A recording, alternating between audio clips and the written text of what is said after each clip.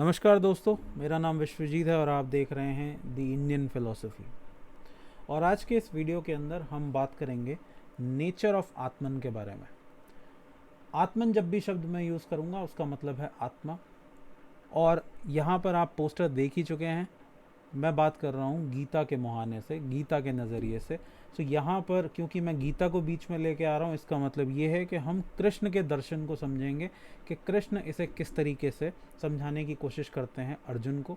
जैसा कि आप लोग जानते हैं, ये कृष्ण हैं और ये अर्जुन हैं। ये गीता का बड़ा ही पुराना एक पोस्टर है जिसके अंदर कृष्ण बहुत ही व्याकुलता के समय में, जब अर्जुन बड़े परेशान हैं, तो उन्हें समझाने की कोशिश कर रहे हैं। क्योंकि महाभारत के युद्ध का समय है और अपने ही प्रियजनों को देखकर अर्जुन जो हैं वो विचलित हो रहे हैं, वो युद्ध करने को तैयार नहीं हो रहे। तो कृष्ण उन्हें समझाने की कोशिश कर रहे हैं। तो इसी बीच में आत्मन का स्वरूप क्या है, आत्मन का नेचर क्या है, वो या आत्मा का नेचर क्या है, उसे कृष्ण अर्जुन को समझाने की कोशिश करते हैं और हम भी यहाँ पर इसे समझने की कोशिश करेंगे। ओके, सो इसका थोड़ा सा रेफरेंस हमें बुद्ध की तरफ लेकर भी जाता है। तो पहले हम अगर बुद्ध से समझें तो आपको समझने में थोड़ी इसे आसानी होगी। बुद्ध से जब भी कोई पूछता था कि भगवान है या आत्मा है, तो बुद्ध इस पर चुप हो जाते थे, बुद्ध कुछ भी नहीं बोलते थे। बुद्ध ने इनफैक्ट 10 ऐसे सवालों की सूची बनवा रखी थी जिसे वो कहते थे अव्याकृत प्रश्न। अव्याकृत प्रश्न का मतलब क्या होता है? जिन्हें भाषा व्याकरण में जिनका जवाब नहीं दिया जा सकता। जैसे इस संसार को किसने बनाया?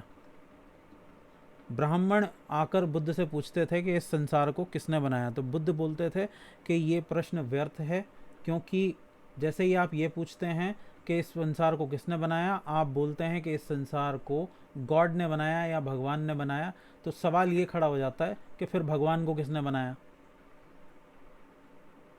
फिर भगवान को किसने बनाया। तो इसलिए इन सवालों का ना तो कोई जवाब हो सकता है और ना ही कोई जवाब दिया जा सकता है। तो इसलिए बुद्ध ने बोलते थे अव्याकृत प्रश्न, इन्हें व्याकरण में इनका कोई जवाब नहीं दिया जा सकता। ये सब सिर्फ आप समझ सकते हैं अपने पर्सनल एक्सपीरियंस के लेवल पे। इसलिए आत्मा क्या है, इसकी बड़ी कोशिश की गई है समझने की, इसे समझाने की कि आत्मा क्या है।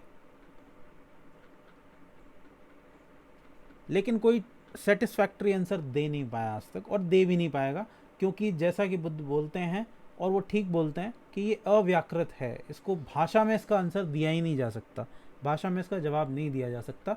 लेकिन इसके स्वभाव को समझा जा सकता है, इसके नेचर को समझा जा सकता है। इसलिए कृष्ण इसकी बात नहीं करते कि आत्मा क्या है, कृष्ण बात करते हैं कि आत्मा का स्वभाव क्या है, आत्मा के स्वभाव को समझिए। क्यों? क्योंकि आत्मा क्या है? आत्मा आधारभूत है, बेसिस है हर चीज का। और गीता को किसके अंदर कहा गया है? गीता को संस्कृत भाषा के अंदर कहा गया है। अब ये भी बड़ी रोचक कहानी है कि संस्कृत में इसको क्यों कहा गया है। क्योंकि अगर आप कृष्ण का जीवन देखें तो कृष्ण एक एलीट क्लास के व्यक्ति थे, वो एक राजा थे और राजाओं के साथ, राजनेताओं के साथ, पॉलिटिशियंस के साथ ही उनका उठना बैठना था। और उस ज़माने की जो एलीट क्लास की जो भाषा थी, हर ज़माने की अपनी एक एलीट क्लास की भाषा होती है। जैसे आज के ज़माने में जो एलीट क्लास की भाषा है वो है इंग्लिश। आज के ज़माने में एलीट क्लास किसको समझा जाता है हिंदुस्तान में? जो इंग्लिश बोलता है। एक ज़माने में उर्दू एलीट क्लास की भाषा हुआ करती थी, लेकिन धीरे धीरे समय बदला, आज वो भाषा उसकी जगह किसने ले ली है? इंग्लिश ने ले ली। तो उस ज़माने में, कृष्ण के ज़माने में, करीब 5000 साल पहले जो एलीट क्लास की भाषा थी वो थी संस्कृत। इसलिए गीता को कहा गया है संस्कृत के अंदर। और अर्जुन भी एक एलीट क्लास के व्यक्ति थे, वो एक राजा के बेटे थे, एक राजकुमार थे और एक बहुत बड़ा युद्ध लड़ने के लिए आए हुए थे। ओके, सो संस्कृत के ऊपर उतना ध्यान नहीं देंगे, लेकिन कृष्ण क्या समझाने की कोशिश कर रहे हैं उसके ऊपर हमारा ज़्यादा फोकस होगा, उसे हम लोग समझने की कोशिश करते हैं। हम लोग चलते हैं और हम लोग इस श्लोक की तरफ ध्यान देते हैं जिसके अंदर कृष्ण आत्मा का स्वभाव समझाने की कोशिश कर रहे हैं।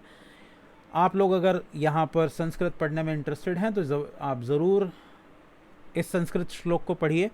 मैं यहाँ पर ज़्यादा फोकस होगा मेरा इसके अर्थ के ऊपर। सो इस श्लोक का अर्थ है, जिस प्रकार शरीरधारी आत्मा इस शरीर में बाल्यावस्था से तरुणावस्था में और फिर वृद्धावस्था में निरंतर अग्रसर होता रहता है, उसी प्रकार मृत्यु होने पर आत्मा दूसरे शरीर में चला जाता है। धीर व्यक्ति ऐसे परिवर्तन से मोह को प्राप्त नहीं होते। अब इस श्लोक के अंदर, इस पूरे श्लोक के अंदर कृष्ण क्या समझाने की कोशिश कर रहे हैं? कृष्ण आत्मा का स्वभाव या आत्मन का जो स्वभाव है उसे समझाने की कोशिश कर रहे हैं। सबसे पहली चीज़ तो कृष्ण के दर्शन में जो आधारभूत तत्व है वो है आत्मा। ये आत्मा आधारभूत है। आधारभूत का मतलब होता है जिसे कोई बनाता नहीं है, जो सदा रहता है, जिसके बेसिस पे ही सब कुछ काम करता है। जैसे जिस घर में आप रहते हैं, जिस घर के अंदर आप रहते हैं,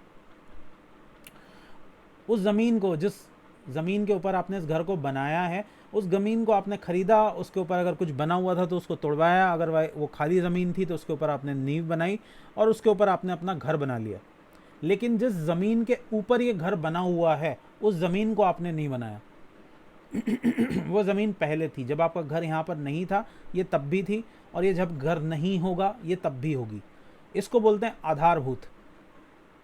ओके, बेसिस, जिसके ऊपर सब कुछ टिका हुआ है। तो आधारभूत कृष्ण किसको मानते हैं? आत्मा को मानते हैं कि इसी के ऊपर सब कुछ टिका हुआ है और सब कुछ इसी के बेसिस पे चल रहा है। सब कुछ जब आप नहीं थे तब भी ये तत्व था, और जब आप नहीं होंगे तब भी ये तत्व होगा।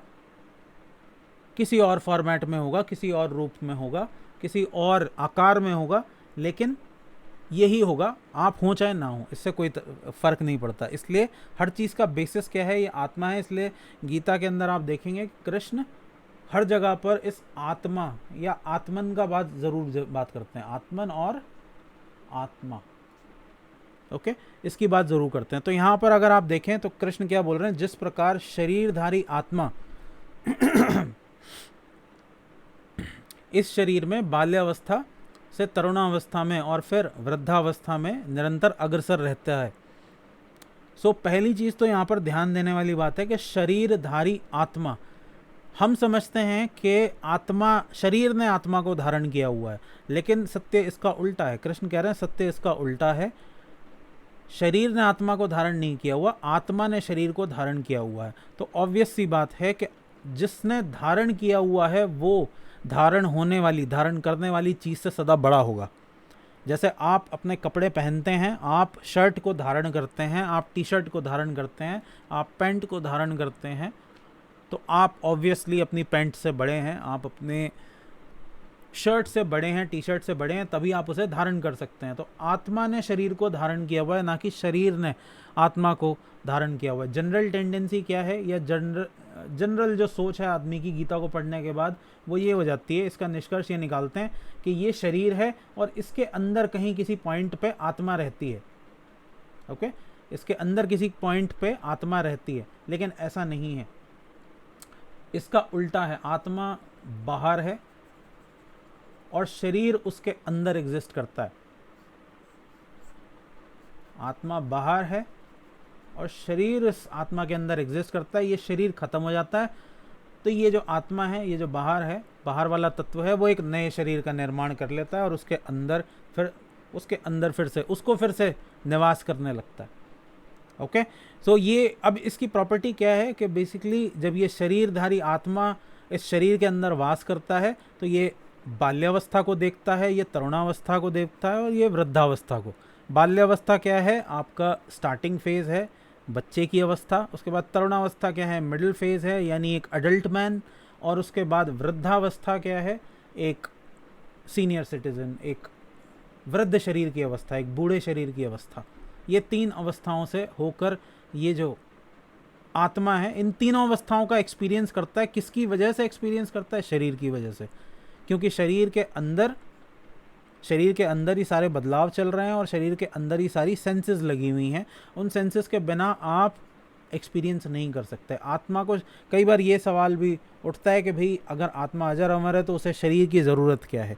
क्योंकि शरीर नहीं होगा तो आप किसी भी तरह का एक्सपीरियंस नहीं कर सकते। आपको एक्सपीरियंस तो चाहिए ना, एक्सपीरियंस करने की वजह से ही तो शरीर है। तो अगर आपको एक्सपीरियंस करना है तो उसके लिए बॉडी की ज़रूरत पड़ेगी। और बॉडी की प्रॉपर्टी क्या है? बॉडी इन तीन अवस्थाओं से होके, इन तीन स्टेजेस से होके गुजरती है। कौन सा? बाल्यावस्था, तरुणावस्था और वृद्धावस्था। सो इसमें निरंतर अग्रसर रहता है। निरंतर अग्रसर होने का मतलब क्या है? ये एक सीरीज है, सीरीज ऑफ एग्जिस्टेंस है। इसमें कहीं पे कोई ऐसी चीज़ नहीं है। जब भी आप सीरीज़ की बात करते हैं तो सीरीज़ में कोई भी चीज़ ऐसी नहीं होती जिसमें आप ये बता सकें कि ये शुरुआत है और ये अंत है। तो कब आप बाल्यावस्था में प्रवेश किए, ये कहना ज़रा आप बता सकते हैं कि कौन सा ऐसा दिन है, कौन सी ऐसी घड़ी है, या कौन सा ऐसा सेकंड है जिस सेकंड आप बाल्यावस्था में प्रवेश किया था आपने, या फिर कोई ऐसा फेज़ या कोई ऐसा समय आपको याद हो जब आप बता सकें कि कब आपने तरुणावस्था के अंदर प्रवेश किया था। उसी तरह कोई अगर व्यक्ति वृद्ध है तो वो भी ये नहीं बता पाएगा कि किस तरीके से, किस समय पर उसने वृद्धावस्था में प्रवेश किया, क्योंकि ये एक कंटिन्यूस सीरीज है, निरंतर अग्रसर है। ओके। उसी प्रकार मृत्यु होने पर आत्मा दूसरे शरीर में चला जाता है, दूसरे शरीर को धारण कर लेता है। अब कृष्ण की मजबूरी है, यहाँ पर बोलना पड़ रहा है कि दूसरे शरीर में चला जाता है, लेकिन ये भी भाषा की दिक्कत है, ये भी भाषा की दिक्कत है। और ये जब कृष्ण यहाँ पर ऐसा बोल नहीं रहे हैं, जिन्होंने इस गीता को ट्रांसलेट किया है उन्होंने ऐसा समझ लिया है कि आत्मा दूसरे शरीर में चला जाता है, बट इसका जो सही लिटरल ट्रांसलेशन होगा वो ये होगा कि आत्मा दूसरे शरीर को धारण कर लेता है। यहाँ पर जो शब्द यूज किया गया है कि देहांत प्राप्ति धीर्यस्त्र, यानी धारण कर लेता है। धारण करने का मतलब है जैसे आप कपड़े धारण कर लेते हैं, पुराने कपड़ों को उतार देते हैं जब आप, या कपड़े अगर गंदे हो जाते हैं तो गंदे कपड़ों को उतार देते हैं, उसकी जगह साफ सुथरे कपड़े फिर से पहन लेते हैं, फिर से धारण कर लेते हैं।